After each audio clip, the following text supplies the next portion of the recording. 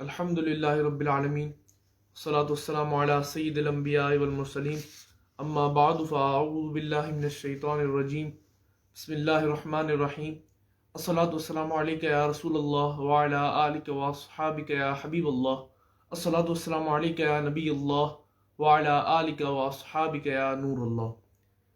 الحمدللہ رب العالمین، آج چھٹی شریف ہے اور سرکار غریب نواز رحمۃ اللہ علیہ کا یوم عرس ہے، اور عاشقان غریب نواز رحمۃ اللہ علیہ آپ کا یوم عرس منا رہے ہیں اور لنگر غریب نواز رحمۃ اللہ علیہ کا اہتمام کر رہے ہیں۔ اسی سلسلے میں کچھ متعلق سرکار غریب نواز رحمۃ اللہ علیہ معلومات لیے حاضر ہوا ہوں۔ سب سے پہلے آپ رحمۃ اللہ علیہ کا تعارف۔ سرکار غریب نواز رحمۃ اللہ علیہ کا نام حسن، آپ کے القابات معین الدین، عطائے رسول، سلطان الہند ہے، اور آپ رحمۃ اللہ علیہ کو خواجہ کہا جاتا ہے۔ خواجہ فارسی زبان کا لفظ ہے اور اس کا مطلب ہے سردار، آقا۔ آپ رحمۃ اللہ علیہ کی ولادت باسعادت 14 رجب المرجب 537 سن ہجری بمطابق 1142 سن عیسوی میں سجستان یا سیستان کے علاقے سنجر میں ہوئی، اور انتقال شریف بھی رجب المرجب کے مہینے کی 6 تاریخ 633 سن ہجری کو ہوا۔ آپ رحمۃ اللہ علیہ کے 2 صاحبزادے اور 1 صاحبزادی تھی۔ آپ رحمۃ اللہ علیہ کے بڑے صاحبزادے کا نام حضرت خواجہ فخر الدین چشتی رحمۃ اللہ علیہ تھا، اور چھوٹے صاحبزادے کا نام خواجہ حسام الدین چشتی رحمۃ اللہ علیہ تھا، اور بیٹی صاحبہ کا نام مبارک بی بی حافظہ جمال رحمۃ اللہ علیہ تھا۔ آپ رحمۃ اللہ علیہ کو کلام اللہ سے بہت محبت تھی، اتنی کہ آپ رحمۃ اللہ علیہ دن اور رات میں ایک مرتبہ قرآن پاک ختم فرما لیا کرتے، اور جو ہی آپ قرآن پاک ختم فرماتے تو غیب سے آواز آتی کہ اے معین الدین، میں نے تیرا ختم قرآن قبول کیا۔ سبحان اللہ۔ آپ رحمۃ اللہ علیہ اپنے پیر و مرشد کی بارگاہ میں، یعنی سرکار غریب نواز رحمۃ اللہ علیہ اپنے پیر و مرشد خواجہ عثمان ہارونی رحمۃ اللہ علیہ کی بارگاہ میں 20 سال لگاتار رہے، اور پیر و مرشد رحمۃ اللہ علیہ کے ساتھ آپ کو سفر مدینہ کی بھی سعادت نصیب ہوئی۔ اسی طرح آپ رحمۃ اللہ علیہ جب مدینہ شریف میں معاجہ شریف کے سامنے اپنے مرشد گرامی کے ساتھ پہنچے، اور جب مرشد کریم نے آپ کو کہا کہ آپ سلام عرض کریں، تو آپ نے نہایت ہی ادب و احترام کے ساتھ بارگاہ رسالت میں سلام عرض کیا، تو اندر سے جواب آیا وعلیکم السلام یا قطب المشائخ۔ تو اس سے بارگاہ رسالت صلی اللہ تعالیٰ علیہ وآلہ وسلم میں جو خواجہ غریب نواز رحمۃ اللہ علیہ کا مرتبہ ہے وہ بھی پہچانا جا سکتا ہے، اور ساتھ میں آپ کا ویسے بھی جو مرتبہ ہے کہ مولانا حسن رضا خان صاحب رحمۃ اللہ علیہ لکھتے ہیں، کرسی ڈالی تیری تخت شہ جیلاں کے حضور۔ سرکار غوث اعظم رضی اللہ تعالیٰ عنہ کی حضوری میں آپ کا مرتبہ ہے، کرسی ڈالی تیری تخت شہ جیلاں کے حضور، کتنا اونچا کیا اللہ نے پایا تیرا، ذل حق غوث پہ ہے اور غوث کا سایہ تجھ پر، سایہ گستر سر خدام پہ سایہ تیرا، جب سے تو نے قدم غوث لیا ہے سر پر، اولیاء سر پہ قدم لیتے ہیں شاہ تیرا۔ محی الدین غوث ہے اور خواجہ معین الدین۔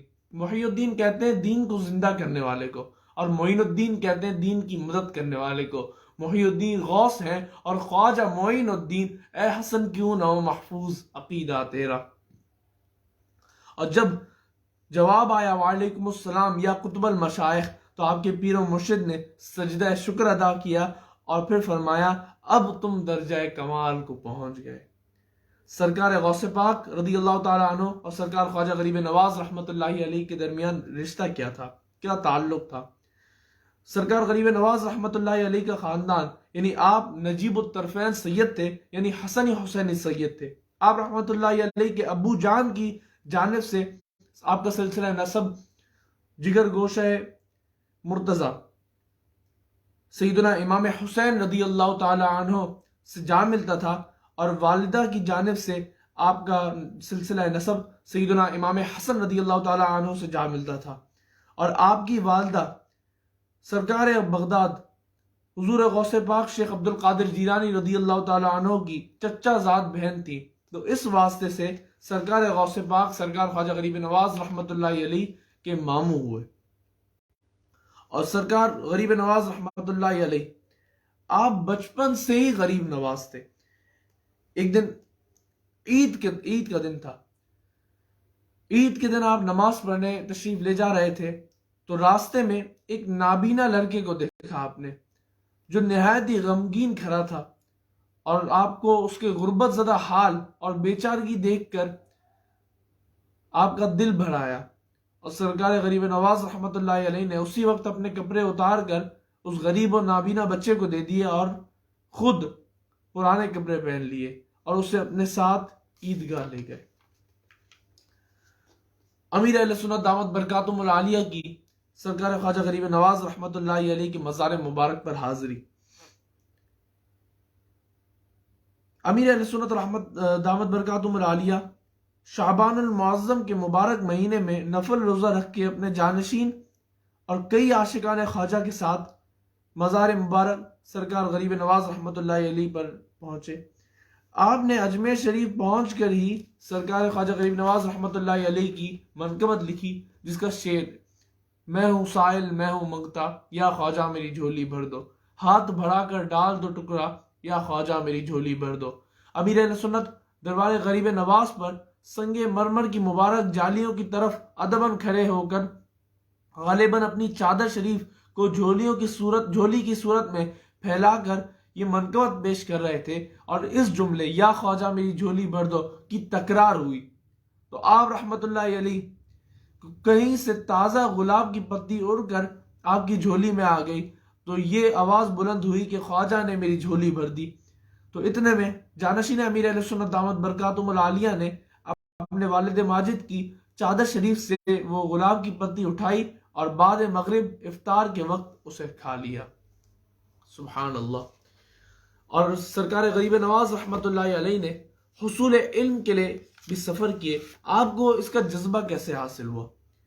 ایک مرتبہ آپ اپنے باغ میں پودوں کو پانی دے رہے تھے، تو ایک مجذوب بزرگ حضرت سیدنا ابراہیم قندوزی رحمۃ اللہ علیہ آپ کے باغ میں تشریف لائے، اور جیسے ہی سرکار غریب نواز رحمۃ اللہ علیہ نے انہیں دیکھا تو آپ ان کے پاس گئے، ان کی دستبوسی کی اور انہیں ادباً لا کر درخت کے سائے میں بٹھا دیا اور انہیں تازہ انگور پیش کیے۔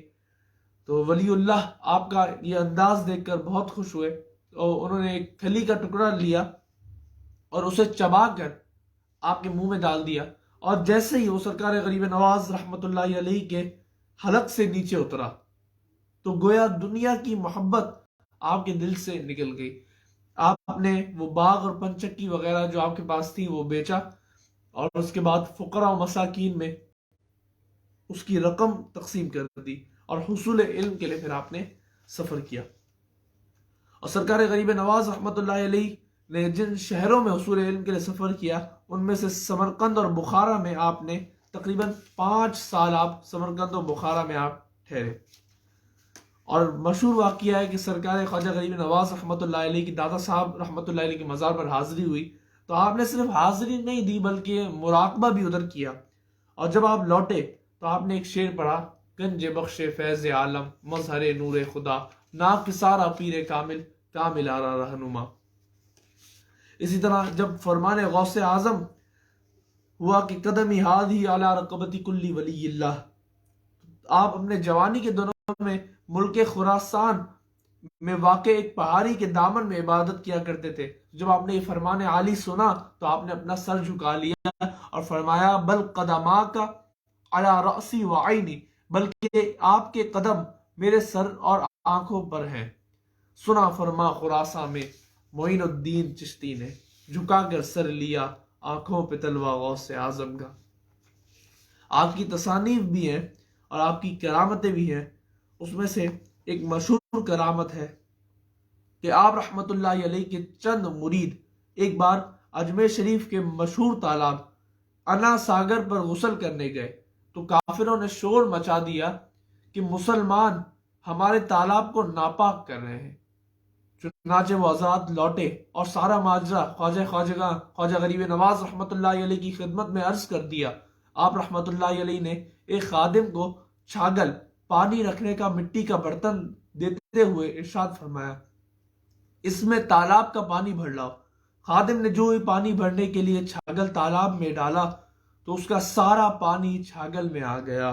लोग पानी ना मिलने पर बेकरार हो गए और आपकी खिदमत सरापा करामत में हाजिर होकर फरियाद करने लगे। चुनाचे आप रहमतुल्लाह अलैह ने खादिम को हुक्म दिया, जाओ और पानी वापस तालाब में उंडेल दो।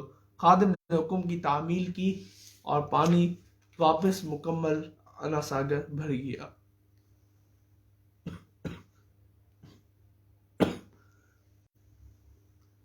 इसी तरह आपकी एक और भी करामत है कि आप रहमतुल्लाह अलैह का कोई भी मुरीद या अहले मोहब्बत अगर हज या उम्रे की सादत पाता तो आपको तवाफ खाना, जब वो तवाफ खाना काबा करता